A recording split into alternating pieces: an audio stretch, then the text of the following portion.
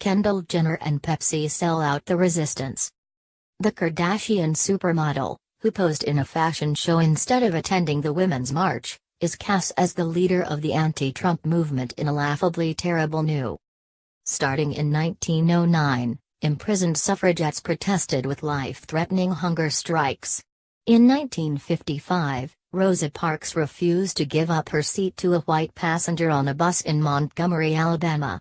In 2012, Malala Yousafzai, undeterred by a Taliban gunman's attempt on her life, continued to advocate on behalf of women's rights and education. And in 2017, supermodel Kendall Jenner participated in a fake protest as part of a Pepsi ad campaign. On Monday, America's second favorite cola company, let's be real here, Coke would have won the popular vote, released an ad that's tailor-made to the Trump era.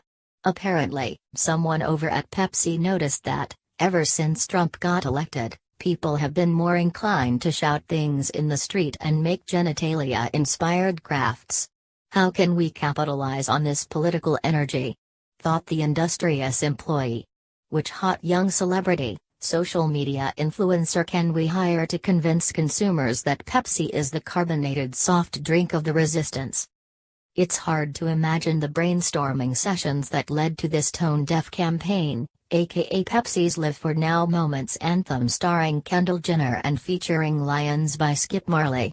Now, as a satirical commercial, perhaps a commentary on the paradox of radical revolt under a capitalist system, Pepsi's Live for Now Moments anthem is a work of genius. Against a hypnotic soundtrack, we watch diverse young people do artistic things.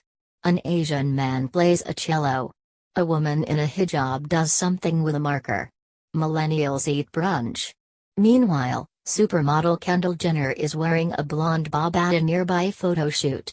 One by one, these beautiful people abandon their creative endeavors and/or brunches to join a growing march. It is, according to the signs held up by the protesters, a march for peace and love. One sign implores citizens to join the conversation. One can only imagine that these hordes of good-looking, diverse millennials have been driven to the streets, absolutely fed up with their low-quality conversations and the distinct lack of peace. Where is the love? They ask, as they break dance, wave their hands in the air and drink Pepsi.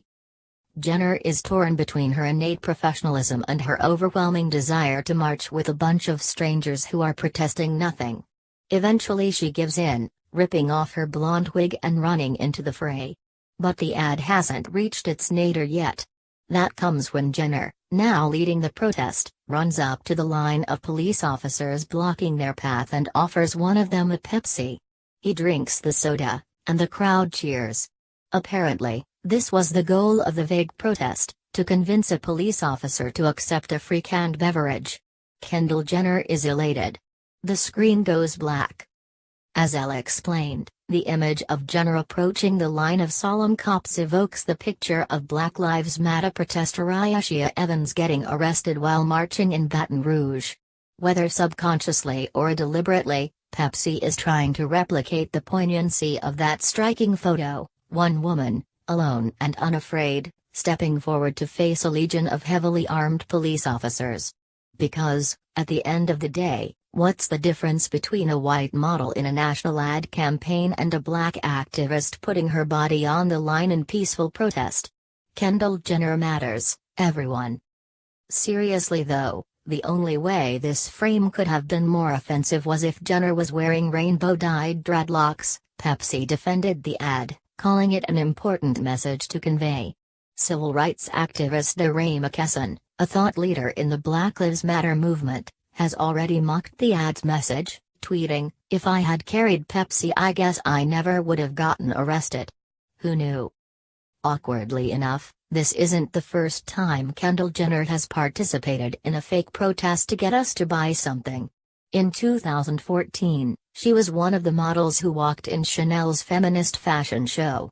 Alongside big names like Cara Delevingne and Gisele, Jenner helped turn the catwalk into a street protest scene, complete with inane signs like "Free Freedom" and "Women's rights are more than all right." Delevingne even carried a megaphone.